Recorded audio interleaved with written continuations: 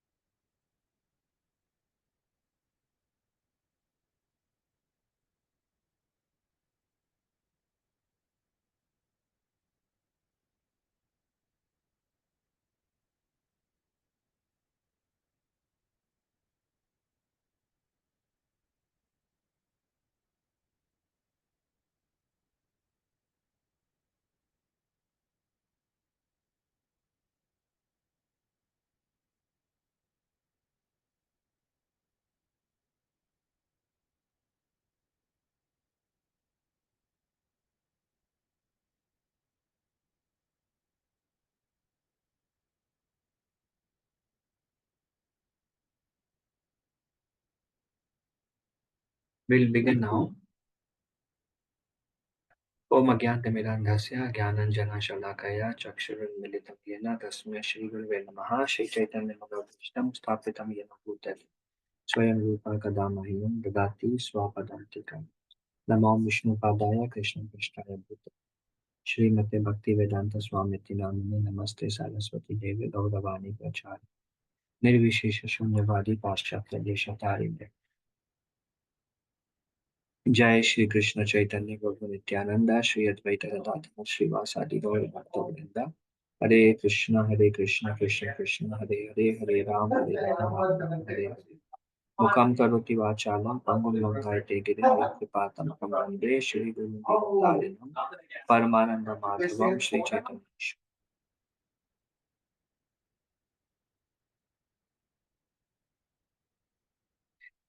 Is my sound audible? There is a lot of disturbance. I can close the door.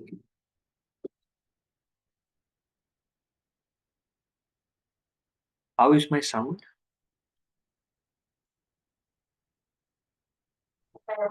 Yeah, we can hear. Cool.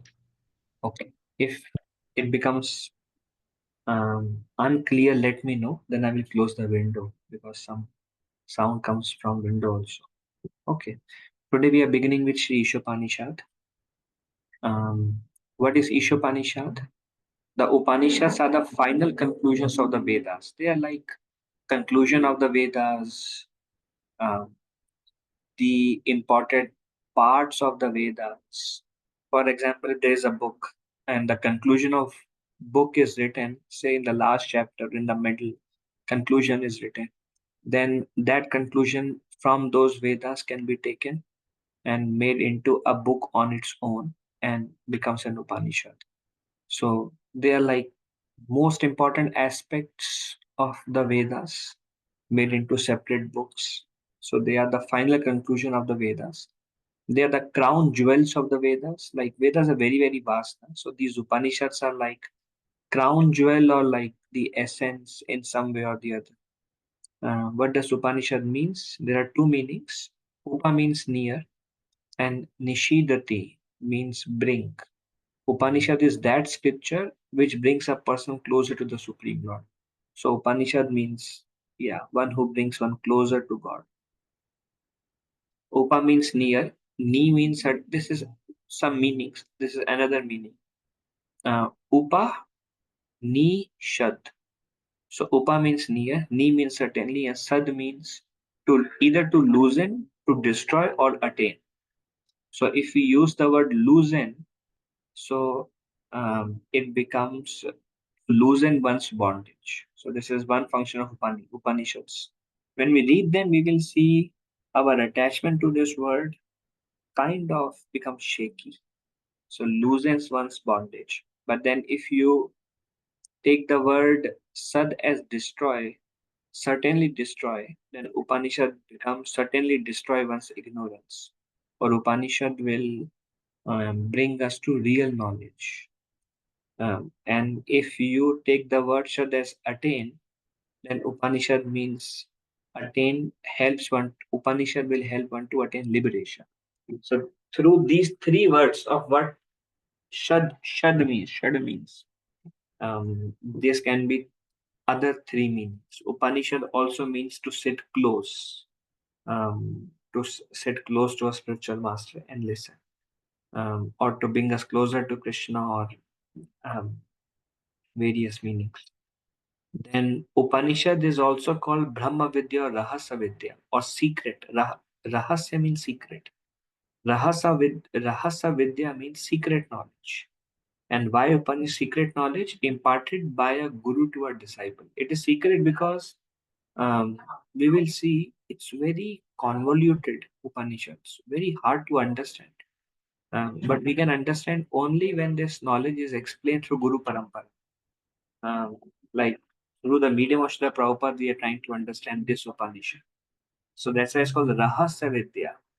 We can read it, but we'll not understand, or we will understand in some very different ways. That's why Upanishad means sitting close to a guru and listening. Then we can understand Upanishads. Then there are many Upanishads, of which 108 are listed in the Mukti Upanishad.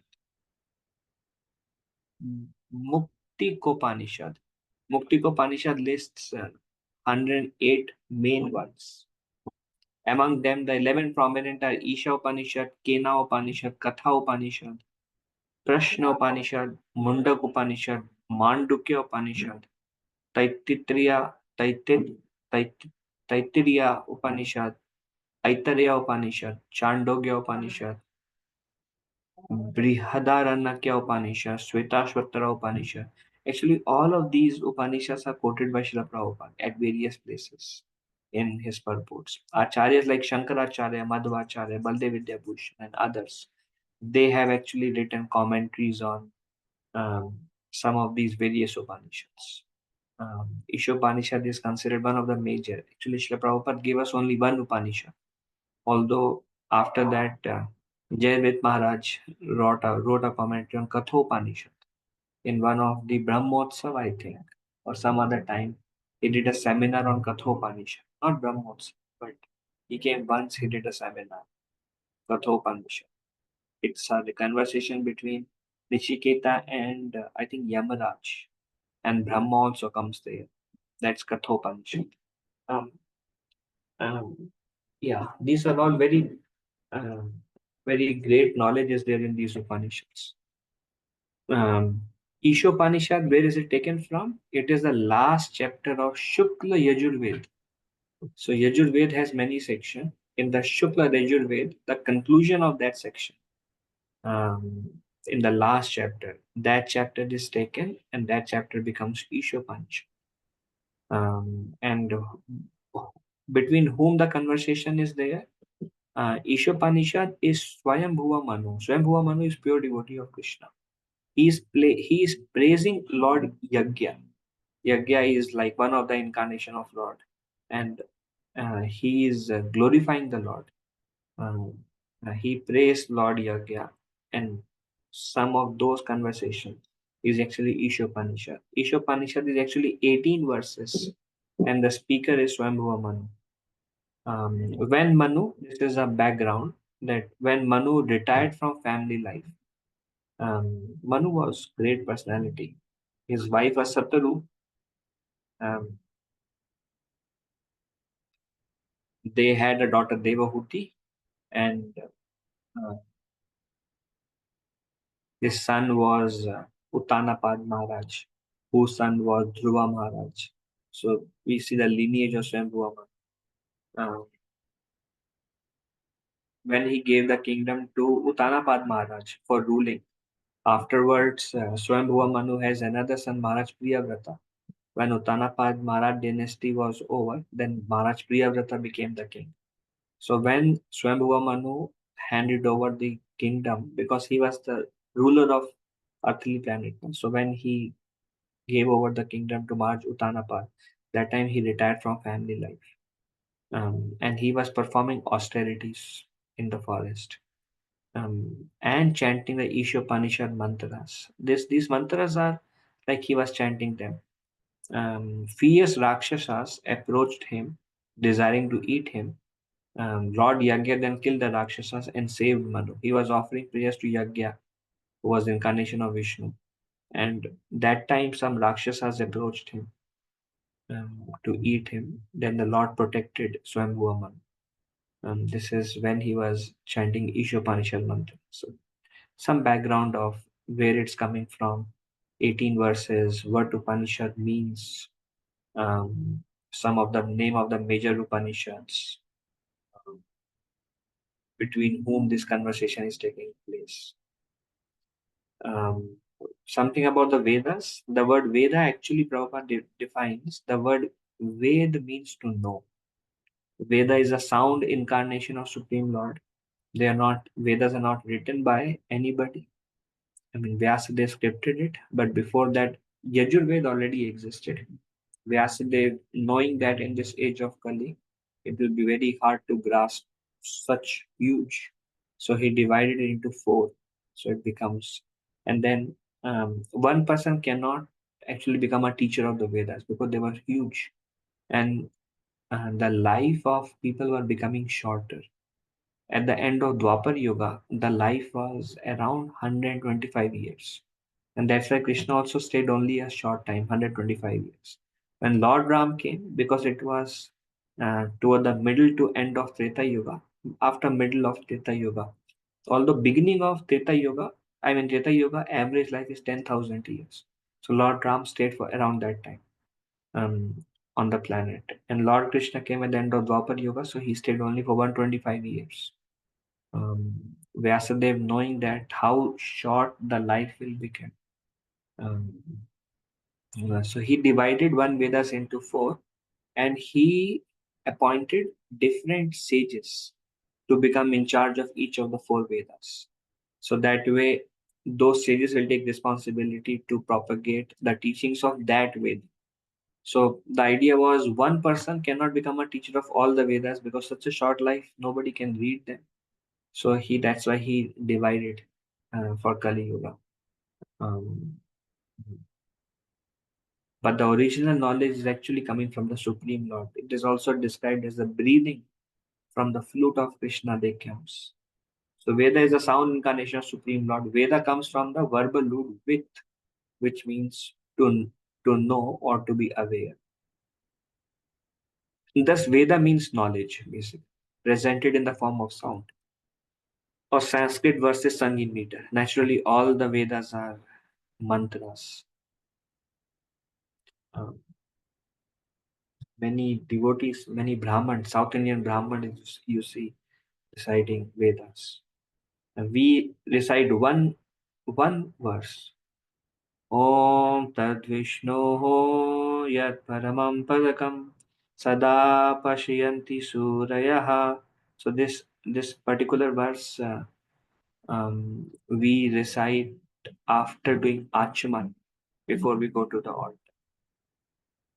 Vishnoho Yat and Diviva Chakshuratatam Tadvipraso Vipanyavo Jagravam Sasa Samentite Vishnu Yat Paramam Padagam Om Shri Vishnu Shri Vishnu Shri Vishnu.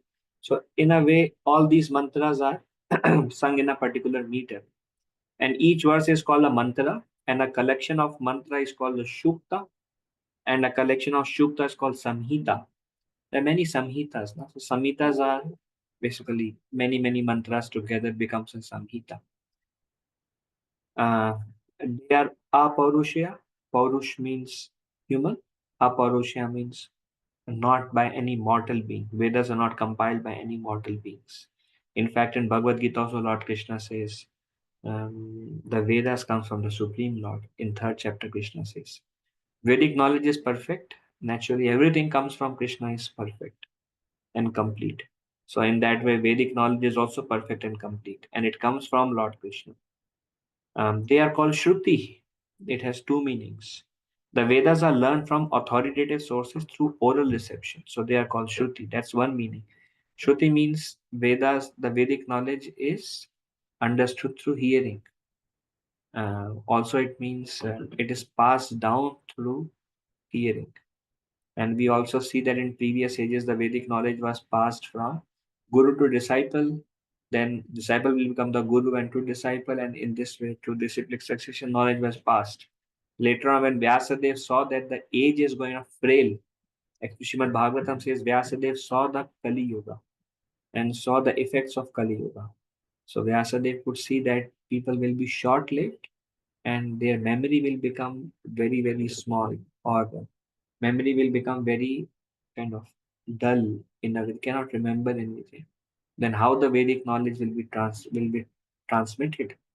Then it cannot be through oral reception because nobody will remember. So that's when, with the help of Ganesh, he scripted it so that people don't depend only on Shruti process, oral reception, but they can actually read it. Shruti also refers to what is spoken by the Lord. There is two sections. One is Shruti and one is Smriti. Smriti, Smaran means remembrance. Smriti means what is recollected by the saints and maybe elaborated and given a purport. It becomes Smriti. Where are we putting the tiles? Because they're gonna be working on the floor still and everything. So where do we want them to be?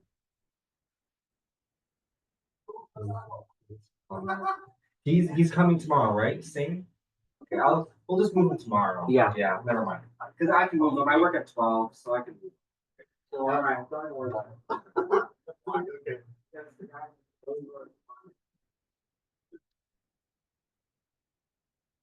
So there is Shruti and there is Smriti. Smriti means what is recollected and reflected by realized souls. Then that becomes Smriti. And Shruti is what is coming directly from the Lord. That's another definition of Shruti and Smriti. These are some of the key aspects of the Vedas. Then Vedas are axiomatic truth to be accepted as they are without interpretation. That saves time. So axiomatic truth means you just accept it. Vedas. Um, we don't try to find logic or reasoning behind it. One of the example of axiomatic truth is under root of -1 is iota, I, complex number, under root of negative numbers. So they're axiomatic truth. Don't interpret, just accept them as they are. And the reason we can have faith on Vedas because they never proved wrong. Anything they say, perfect. Because they're coming from the Supreme Lord, every word is perfect. And we are very fortunate because this Vedic knowledge is like the Sanskrit is preserved. There may be different interpretations, and those interpretations, reflections of some people may go wrong, but the actual preserved and always perfect. Imagine we have the words that are coming from the Supreme Lord, and we have the opportunity to access them, to understand them. And that becomes our way to break the samsara or material existence. One Veda was divided into four Veda. We discussed this. Vyasari divided one Veda into four: Rig, Sam, Atharva, and Yajur, and put them down in writing for the benefit of the people of Kali Yuga, who will be short-lived, unintelligent, poor in memory. This we discussed. Vyasadeva summarized the Vedic knowledge in Vedanta Sutras. Then, after he wrote all the Vedas, then he summarized. And Sutra means concise.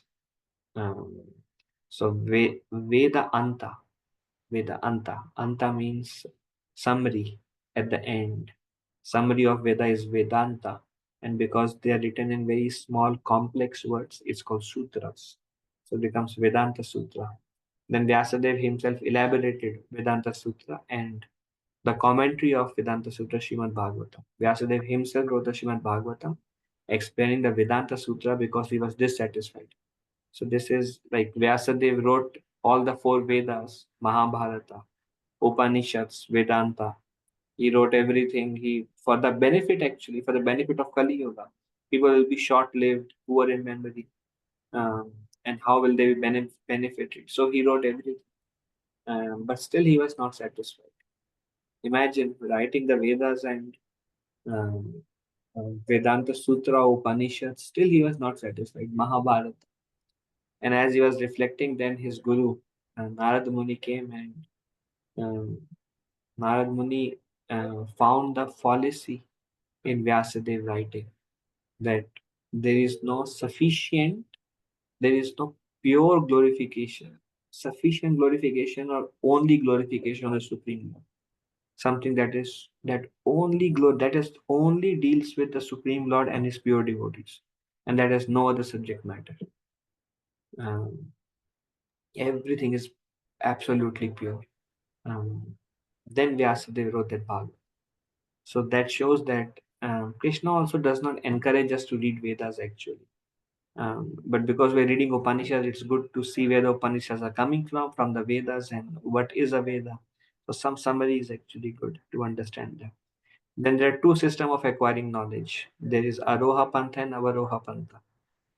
So Aroha Pantha is I am trying to find God, my way, my imagination, my research, my philosophy. It's like I'm trying to find something higher in life, but by my own effort, with my own intelligence, by my own findings. This is called Aroha Pantha. Avaroha Pantha is let me hear from those who have realized. Let me hear from them and accept it, and then I'll practice it, and then I will realize it. So first the truth is given from the authorized sources, and I realize later on. Aroha Pantha is let me walk my way to understand and attain the truth. So it is said that Aroha Pantha may or may not lead to the goal, mostly never lead to the goal, and become distracted, or like inductive process or ascending process, or using our own senses, our own mind, our own research, our own findings we are trying to find. So two systems, but Avaroha Pantha is our line, which is like we receive the knowledge directly from disciplic succession, and then we practice it to realize what we have already received it. We already receive it, we accept it because it's axiomatic truth. We accept it as it is, and we start practicing it. And slowly, slowly, everything becomes a reality for us over a period of time. This is the process of Vedic knowledge, which is Avaroha Pantha. Hare So this Krishna is the Prabhu. Just in the chronology of how these Vedas, Puranas, and Upanishads are written, so everything started with Vedas, and from them came Upanishads and Puranas. So, Prabhuji, yes, Upanishads are important conclusions of the Vedas. Vedanta is the Upanishads are directly coming from the Veda, part of the Vedas, but conclusive sections of the Vedas. Vedanta is summarizing, Vyasadeva is summarizing in his own words, in very concise. And that's why it's called Sutra. So that is Vedanta Sutra. And then Vedanta Sutra can be quite misleading. Even we see this the conclusion, Isopanishad. Isopanishad can be quite misleading and not understood because it is the conclusion. You see, conclusion is like very short and concise to the point. So we see Isopanishad is also very short, concise to the point.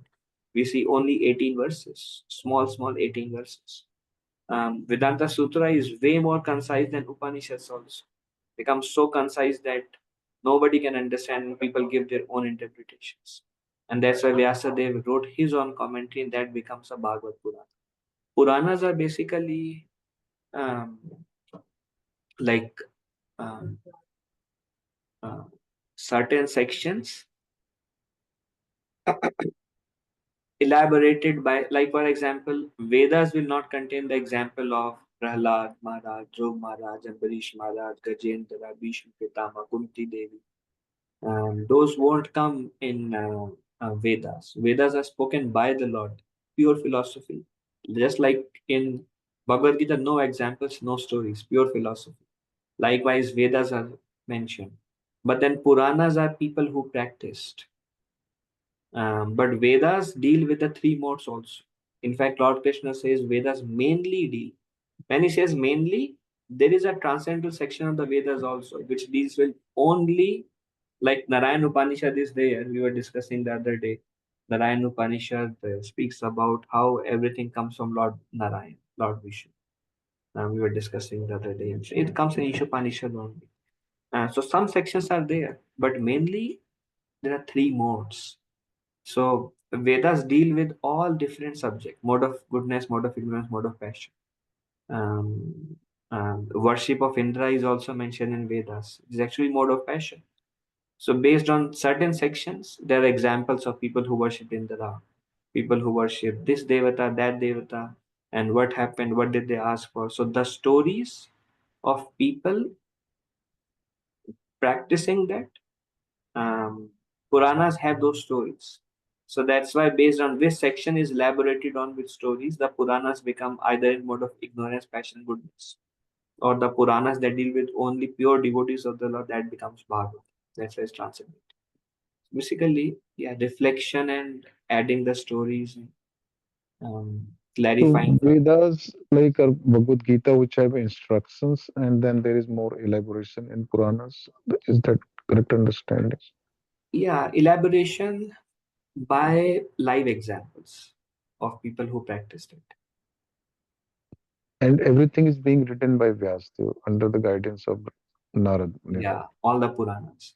For example, if Vrishabhanu Prabhu becomes, say, very glorious, then Krishna will not speak in his philosophy Prabhu in Vedas.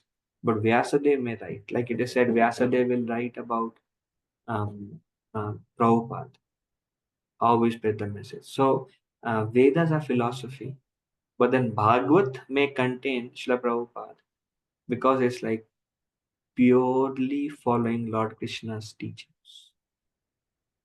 So Because Puranas have Upanishads are what sections of the Vedas, which are like important conclusive sections of the Vedas, are separated, are there's a separate book created from those. For example, if you write a thesis which has 50 chapters, then the last chapter of the thesis that you write as your PhD may be converted into another book. So likewise, certain section of the Vedas, conclusion section of Vedas became another book and their Upanishads. But because their conclusion, they are conclusive, they are very hard to understand, and that's why they can be understood through a spiritual master who understands the Vedic knowledge, and he can explain. If somebody just read the conclusion, may not be able to get the same appreciation or the same content, or may not have the same understanding because it's coming with lot of research. Likewise, somebody who knows the Vedic knowledge can explain. That's why Upanishad means you, this is a conclusion, but you hear it under guidance, then you can understand. So just last question. If we have to start reading, if we have to get a Vedic knowledge, then for ISKCON devotees, reading Bhagavad Gita and Bhagavatam is the starting point, right? Is sufficient actually. Is The starting sufficient. point and the ending point. Srila Prabhupada did give Isopanishad. Actually, Isopanishad is not required probably. But Srila Prabhupada did give Isopanishad because there are many people they say God does not have a form. So Prabhupada said because they say, well, in Upanishads it is mentioned God is Brahma Nirvana. He is Nirakar. Nirakar Brahman. He does not have a form. And they say, no, we don't believe Bhagavatam, we don't want, no. And Gita, they interpret in such a way that, no, God does not have a form. So for that reason, Prabhupada gave Isopanishad. He said, okay, here is this Upanishad. Nobody rejects Upanishad. If you don't accept Bhagavatam and if you misinterpret Bhagavad Gita, then here is Upanishad very clear. So for that reason, Prabhupada gave Upanishad. Actually, everything in Upanishad is there in Gita. Everything in all these Upanishads is there in Bhagavad Gita. Everything is in Bhagavad Gita, actually. That philosophy of 700 books spoken by Swayam Bhagavan Sri Krishna, everything is there. But this helps us, maybe some people may be like, oh, now I see. Actually, I already know all these things. You will see everything that is, you will see you already know all these things because you have read Bhagavad Gita. But Prabhupada wanted to prove from an Upanishad that God has a form. That's why he brought Isopanishad. Yeah, I see that he quotes continuously, like he will give references to Isopanishad multiple times in Bhagavatam and Bhagavad Gita also when he Even other elaborates. Upanishads. Prabhupada quote from many Upanishads. Okay, I Like, think I'm clear now. Bhuji. Thank you. So, Hare Krishna, Prabhu. So, Prabhuji, form of Krishna, describing form of Krishna is the only difference in, in Gita and Srimad Bhagavatam and our other Upanishad, that, the form of Krishna is described in Bhagavatam but not in Gita. That is the only difference. even in Isopanishad? Isopanishad and Srimad Bhagavatam. I mean, form of Krishna is described in Bhagavatam. Krishna has a form is very clear in Bhagavatam and Bhagavad Gita also, but some people misinterpret. And that's why they say, no, we don't believe in Bhagavatam. It's a Purana. And they misinterpret Gita in their own words. Actually, it is said to distinguish between Vedas and Puranas is hellish mentality. It is mentioned in Bhagavatam itself. It is mentioned in scriptures. Bhagavatam describes this is the fifth Veda. Srimad Bhagavatam. Vyasadeva himself compares it to the fifth Veda. But then some people may reject it because of lack of knowledge. So for them, then you can read Isopanishad and you get the same conclusion. But to remove, but otherwise, those who know Bhagavad Gita and those who know Bhagavatam, there is nothing else required to go back to God. Everything is there in those two books.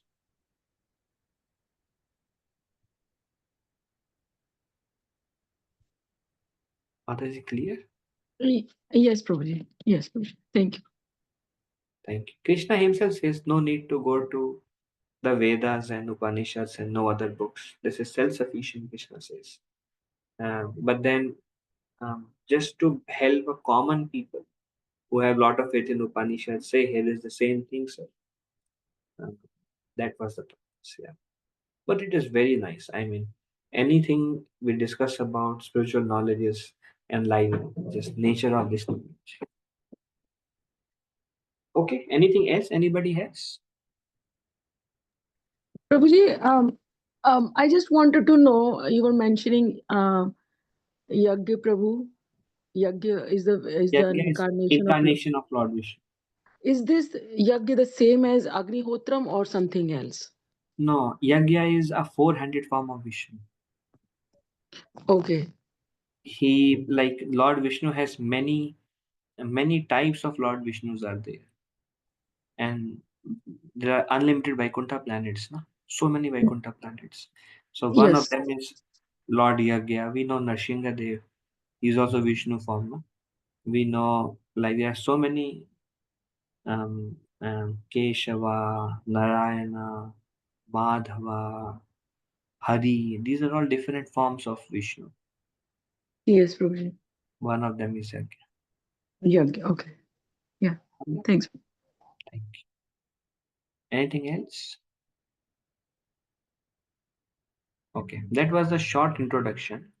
Now, this is actually the main introduction. Um,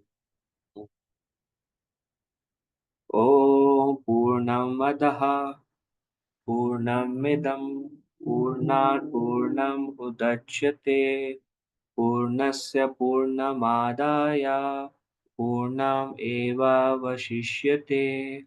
So this is a particular meter in which this invocation prayer goes. Om Purnam Adaha Purnamidam. The Supreme Lord. So Purna.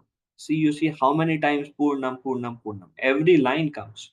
Purnat Purnam Udachyate. Purnasya Purnamadaya. Purnam Eva Vashishyate. Purnam is complete. So what it means is Krishna is complete. Krishna has many emanations. Some incarnations come from Krishna. Many incarnations come from Krishna. Universes comes from Krishna. Living entities come from Krishna. So many things that comes from Krishna. Krishna is complete. Everything that comes from Krishna is also complete. The universes are complete. All the incarnations are complete. They don't lack anything. Just like we may do some service and then we organize a program. We went to the program and then we realized, oh, I forgot to bring that thing.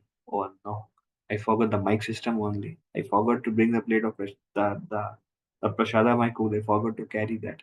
So many things may happen. We are not complete, and um, um, um, but the universe is complete. Universe is complete means we don't think, oh, this thing is missing in this universe. Let me go to the other universe and get it from there.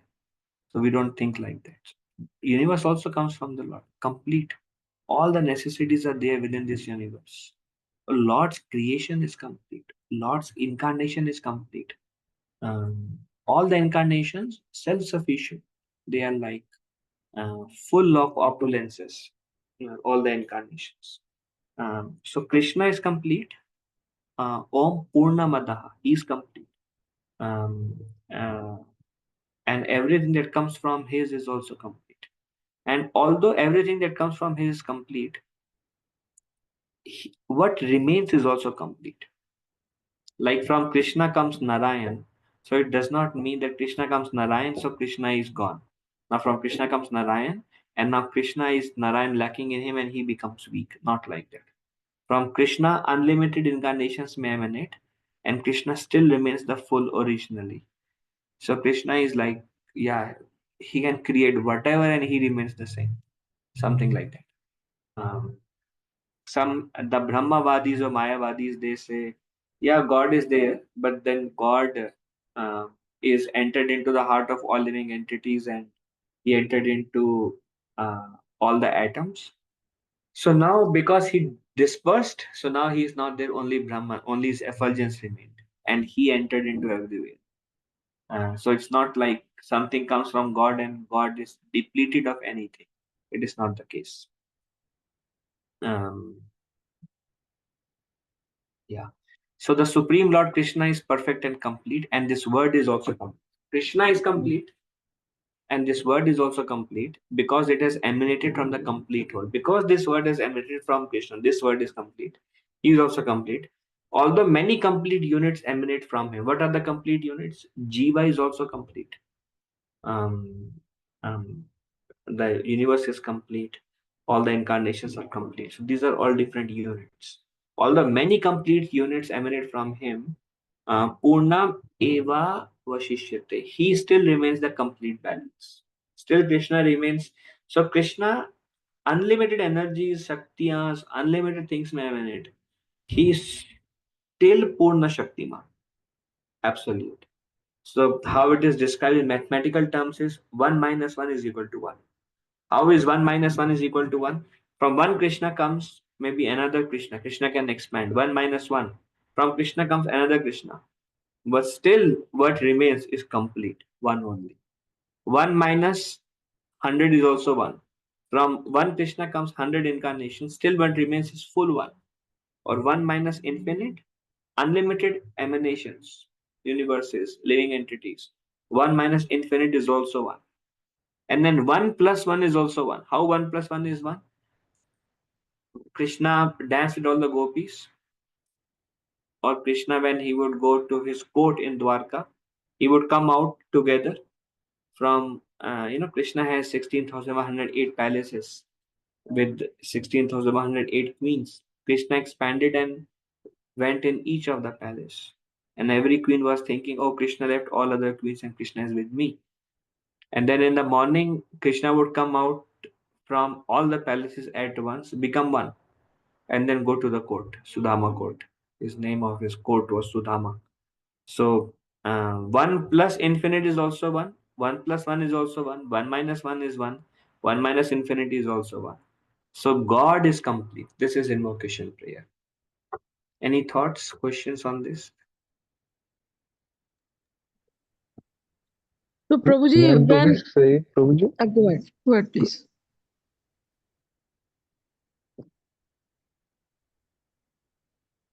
Yes. Prabhuji, what Anyone? is the occasion when we say it?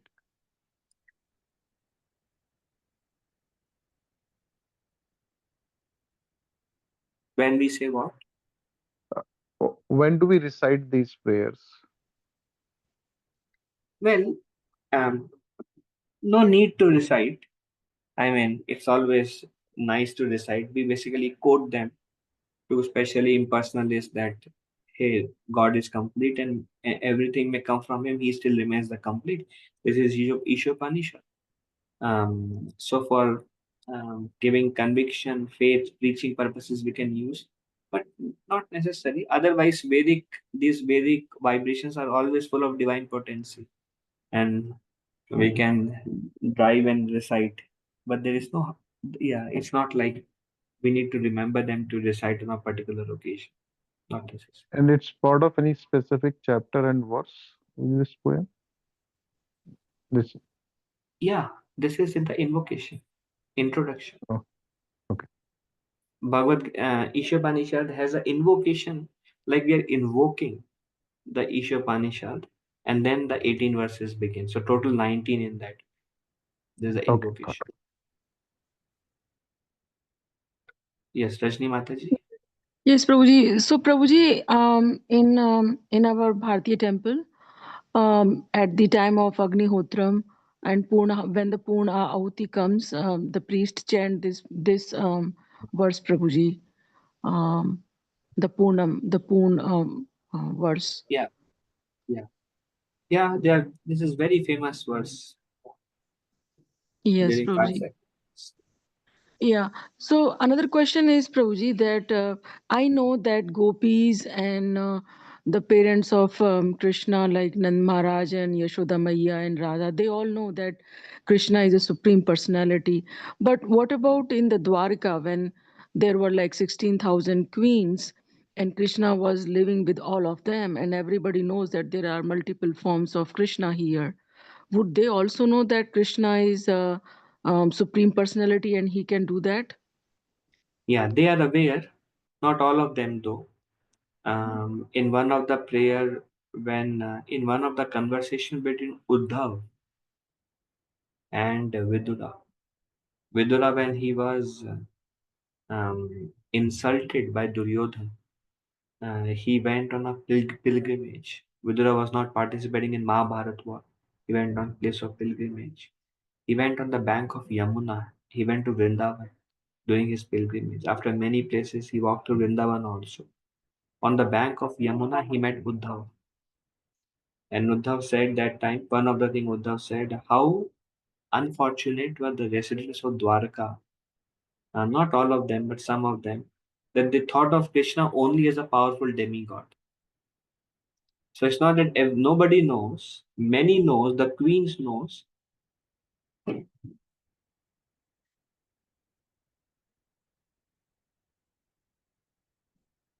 So it's not that nobody knows, the queens knows, but many don't know also.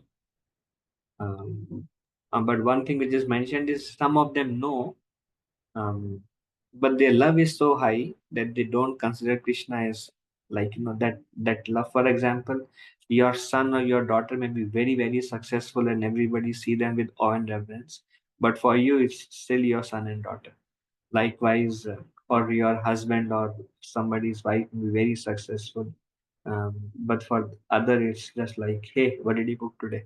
So it's so likewise they know, but the love is so high that they don't. Their love is not kind of um, compromised or strangled by the opulence of Krishna. Okay. Thanks, Prabhuji. Thank you. Prabhuji, can this prayer be misunderstood for Vishnu also? That no, it's not misunderstanding. It is correct for Vishnu also. Vishnu expands into many, many incarnations and still nothing, all of incarnation that comes from Vishnu. Many incarnations come from Vishnu. No? Yes. So they all are complete and he still remains the complete. This can be understood by any, for any. Yeah. So this prayer does not prove that Krishna is Supreme Personality of Lordhead, right? Yeah, actually, Isopanishad does not, the name of Vishnu or Krishna doesn't come in Isopanishad. Name of God doesn't come. But how it says is Isha. It refers to just as Isha.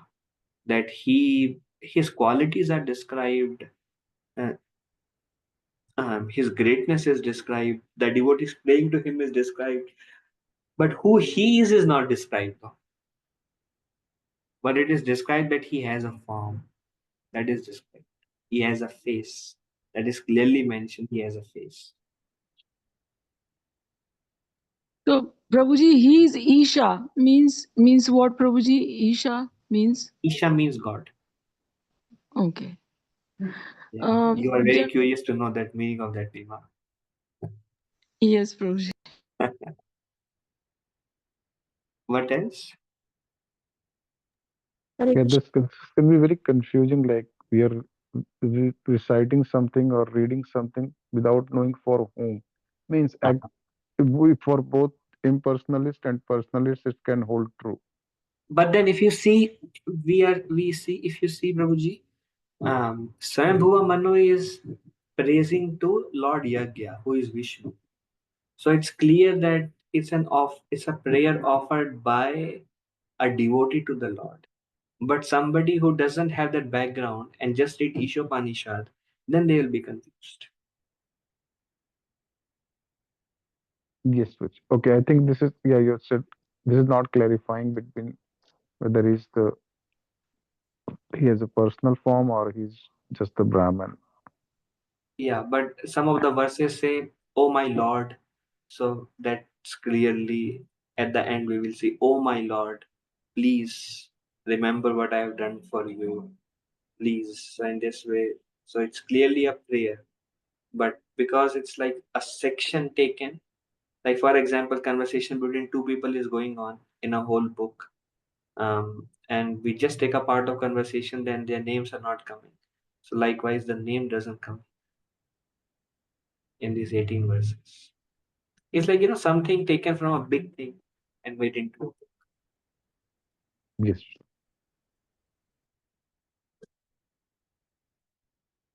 anything else. Hare Krishna, Prabhuji. Hare Krishna. Dandavat Pranam, Prabhuji. All glories to Srila Prabhupada. Then, Prabhuji, I'm just confused about like what you were saying in response to Rashni Mataji's question by the end. So you gave an example of how like when devotees are completely into their relationship with Krishna, they don't like they do it out of love and they don't think that Krishna is God. So that thing it doesn't happen in any other place other than Vrindavan, right? Like it happens only in Vrindavan love. I mean, in Dwarka also, the love is there, Mataji. Dwarka also Krishna only, na? Mathura Dwarka, although um, the love is much more deeper and much more purer in Vrindavan, but they also think Krishna is their husband, but they still have an understanding that he is God, but it doesn't come in between their relationship. For example, we have certain presidents, prime ministers in US, in America, where all over, I mean, India, wherever. Their wives, they have their families. Their wife knows that he is president, but the relationship is like still on an equal level. It doesn't come in that relationship because the intimacy is very high. Prabhuji, makes sense. Thank you so much, Hare Krishna. Thank you very much. Okay, anything else?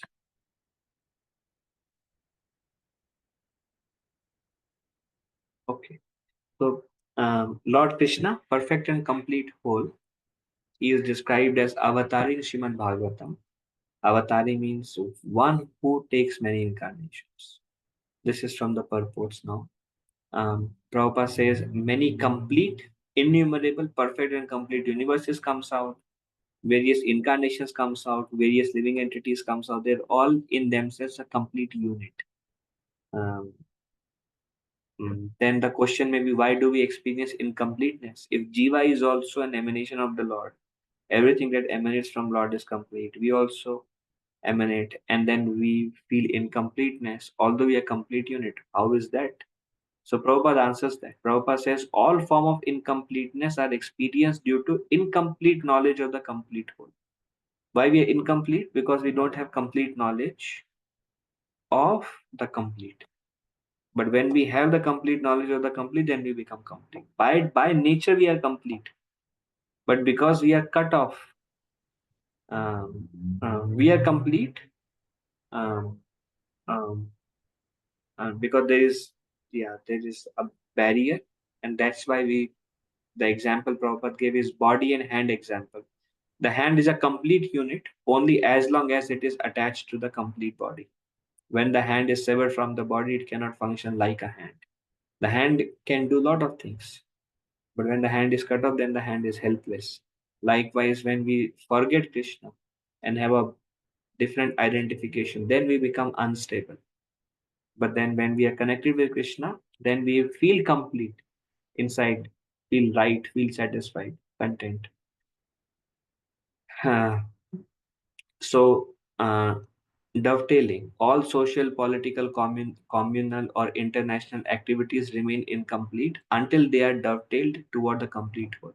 Anything we do socially, politically, political issues are also handled by Maharaj Parikshit, Maharaj Yudhishthir, but keeping Krishna in the center. Communal also, we have community. International, whatever, if everything is done, keeping Krishna in the center, then um, um, any activity, even social activity, any activity remains incomplete when Krishna is not in the center. And every activity becomes complete if Krishna comes into the center. So Prabhupada says in that way, if we want completeness in our life and in the society, then everywhere Krishna should be in the center. Then everything can become complete. Okay, so that was the end of invocation. That was Uh, very beautiful, Prabhu. Last slide. very experienced, Perf- Vishwanu yeah, Prabhu. yeah, it's perfectly explained. So I think it's 6 minutes remaining. I don't think it's wise to start the first three verses. We will cover first three verses.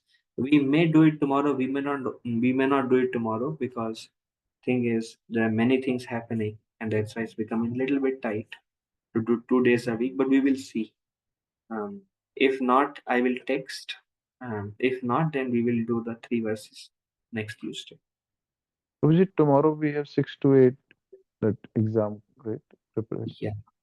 Dr. So Abhi. if we finish by 8, then we can do this session. If we don't finish Oh, by, okay. that's why I said I don't know at this point of. So okay, um, it's pending on my side to send NOD assignment. I just have to compile and make into one assignment. I think it's a little bit engaged, so I'll do it soon. Can we end? Hare Krishna, Prabhuji. Dandavat Pranam. Sapna? Prabhuji, Hare Krishna, Prabhuji. Prabhuji, do we have any exam tomorrow? No. It's your name is not changed yet. No, Prabhuji, not yet. Oh, soon. Okay. So, Mataji, it's we are doing a crash course on Bhakti Shastri. It's for those devotees who are getting Brahman initiated in next month. Got it. So this is only for them. It's not Okay, for you. got it, Prabhuji. Thank you. Thank Hare you. Krishna.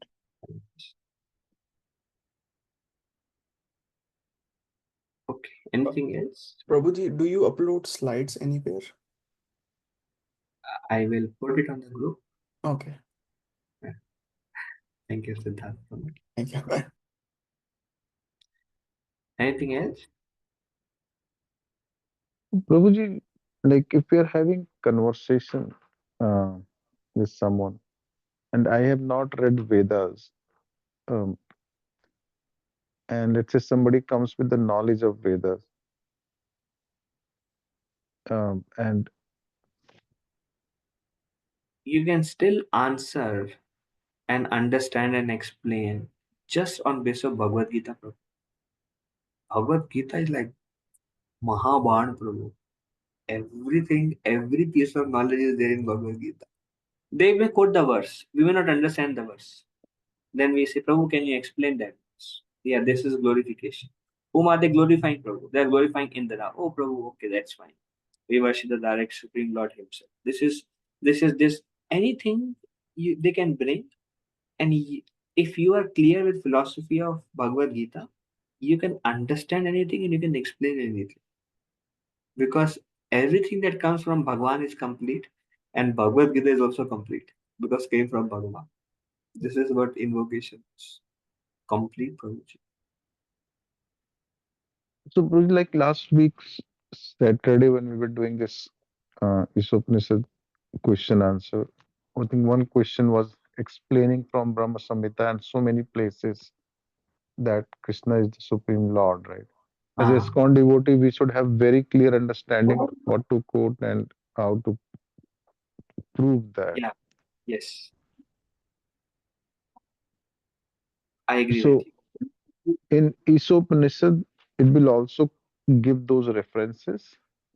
No, it's in the purpose.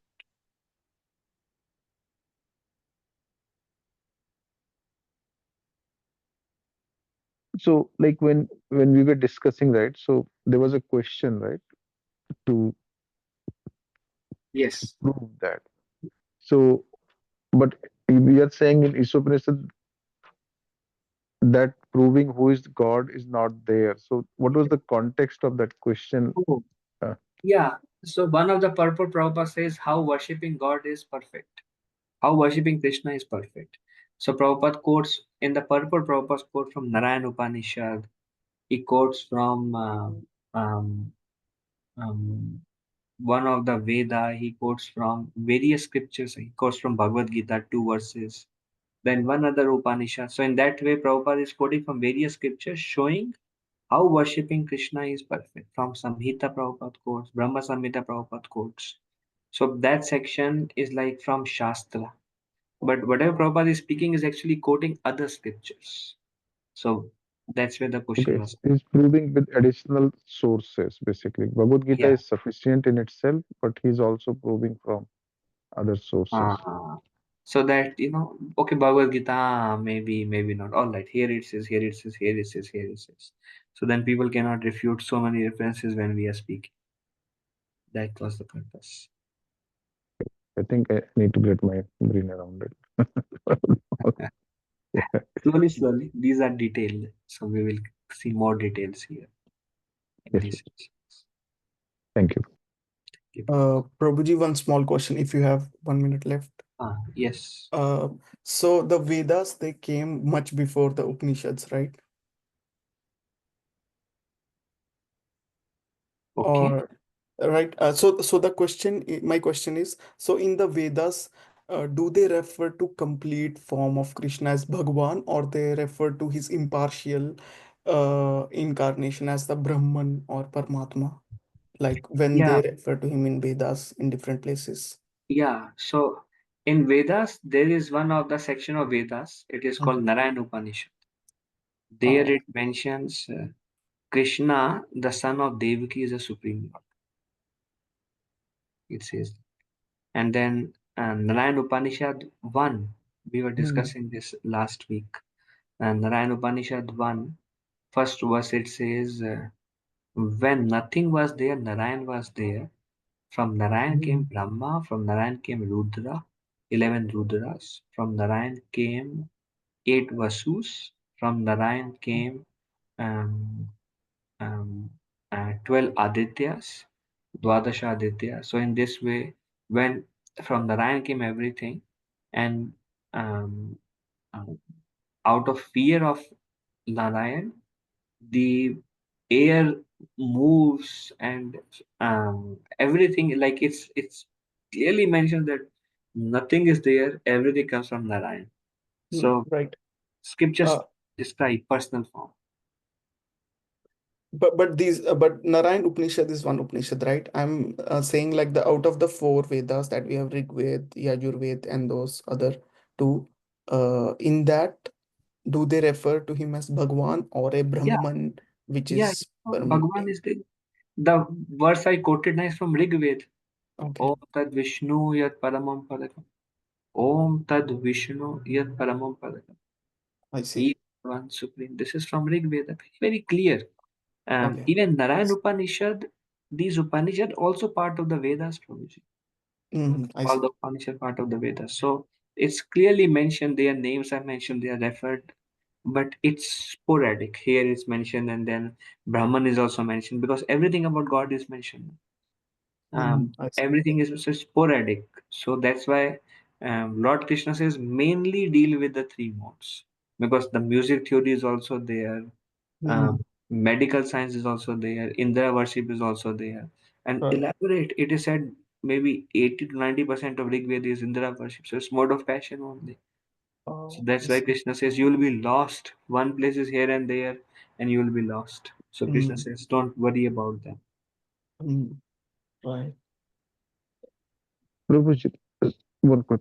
So this Sampradaya chart, right, which we see there, it says from Brahma Sampradaya, and um, in that Vishnu is not mentioned anywhere. So we should treat. All the four sampradayas, they receive their knowledge from Vishnu. All the four. Okay. And Okay. All that's the why they four. are called bona fide, because Vishnu spoke to Brahma. Vishnu, in the form of Hamsa avatar, spoke to four Kumaras. Vishnu spoke to Shri Lakshmi Devi. And that's why they are called Vaishnava Sampradaya. But it is started by them because they received the knowledge from Vishnu. All the knowledge comes from Krishna or Vishnu. Okay. So okay.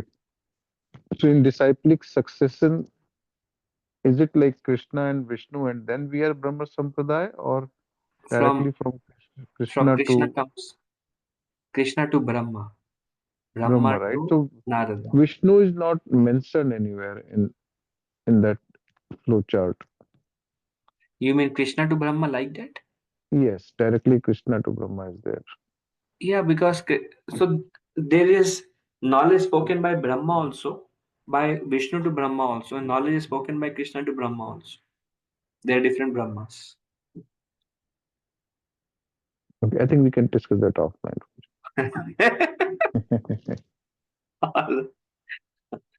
Okay. All right, Yeah, anything I have else? a quick question based on Siddhant's question, if I can ask Prabhuji. Yes, Mataji. Yes, Bataiye. Prabhuji, like in some other places I have heard, like in Shiv Puran, it's mentioned, I haven't read, of course, but I've heard that in Shiv Puran it's mentioned that everything originated from Lord Shiva. And in like some Adi Shakti Puran, maybe it's mentioned that first there was like the Adi Shakti, the mother, and then everything came. If Have you heard about that, Prabhuji? If so, like how can that be answered? Like how do we answer that? So you said Adi Shakti created from Lord Shiva? No, like there are two different things. Like in Shiv Puran, it says that everything originated from Lord Shiva. And in some scripture about Adi Shakti, it says that everything originated from Adi Shakti, the mother of everything. but like there are other instances also where we know that like Krishna is the supreme personality of Godhead.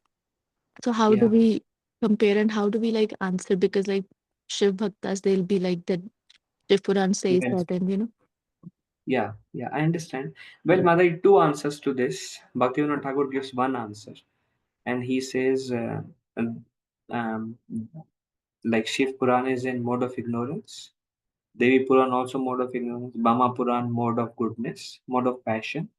So Bhaktivinoda Thakur says the Puranas of lower modes, they contradict the transcendental and Sattvic Puranas. These contradictions are there. One thing Bhaktivinoda Thakur says. Um, Now, three things I will say. One thing is contradictions are there. We accept Puranas in transcendence. This is one answer. Another is mm, one Mataji was mentioning at the end of Shiv Purana. It is mentioned the goal is Vaikuntha. She was mentioned they glorify Shiva, Shiva, Shiva, and at the end it says the goal is to reach attain Vaikuntha, the planet of Lord Vishnu. So that is also there in Shiv Purana. Then third answer is in one way, if we see um, um, Shiva is the one who mediates Vishnu before the creation. So Shiva transfers all the living entities into Mahatattva, or which is represented Durga Devi, and Lord Vishnu never contacts the material nature. So that contact, which is a glance, that contact is through the medium of Shambhu. Lord Vishnu himself, the moment Lord Vishnu contacts Durga Devi, he becomes Shambhu, because Durga Devi is affected by modes, in charge of the modes. Moment Lord Vishnu contacts her, becomes Shambhu. And then the whole creation is between Shambhu and Durga. So if somebody says from Shambhu comes, yeah, good, correct. From Durga comes, that is also correct. But then the whole universe is like kind of created and they are the father and mother, that is also correct. But if they say there is nothing beyond before them, that they are the Adi Purusha, then that is not correct. Adi Purusha is mentioned as Krishna. He is the Adi Purusha. Is it alright? So in a way, it's like um, from one mother comes another son, and from like everything comes from Manu. Yes, correct. Um, is Manu the Adi Purusha? No. Manu's father is Brahma, but all the human race came from Manu. That is correct. So in that way, everything comes from Shiva and Durga. That is correct.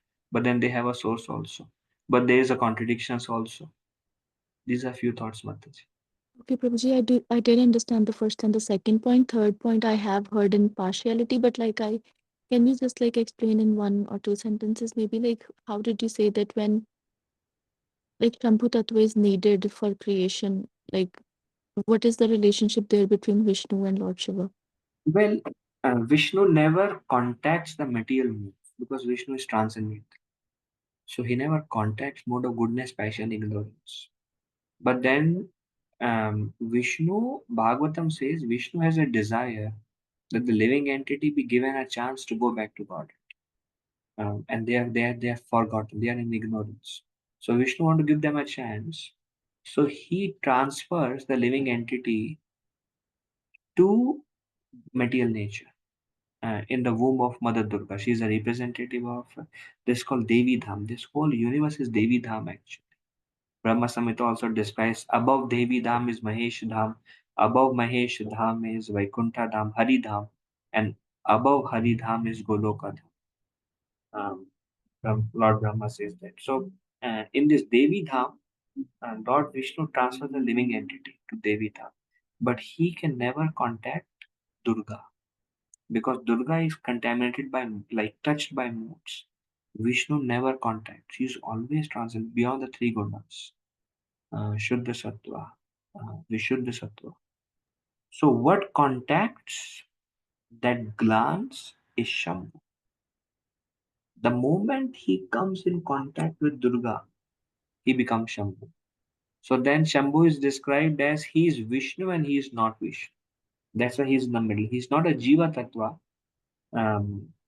Because he is Vishnu, but he's not Vishnu. How he is Vishnu? So how Brahma Samhita explains is like milk touched by culture becomes yogurt. So yogurt is milk and yogurt is not milk in a way. It comes from milk, but milk can be turned into yogurt, but yogurt cannot be turned into milk. So Vishnu take the form of Shambhu, but Shambhu can never become Vishnu. Okay, Prabhuji, makes sense. I had heard it and I had read it too, Prabhuji. It just did not make sense to me before. Thank you so much for explaining, Prabhuji. Hare Thank you. Thank you, Prabhuji. Thank you, Brahma. Okay, we'll end here. Vanchakalpatarubhesha kripa sindhu पतितानां पावनेभ्यो वैष्णवेभ्यो नमः अनंत कोटि वैष्णव वृंद की जय धन्यवाद प्रणाम प्रभु जी माता Hare Krishna Thank you, Prabhuji. Hare Krishna. Krishna. Thank you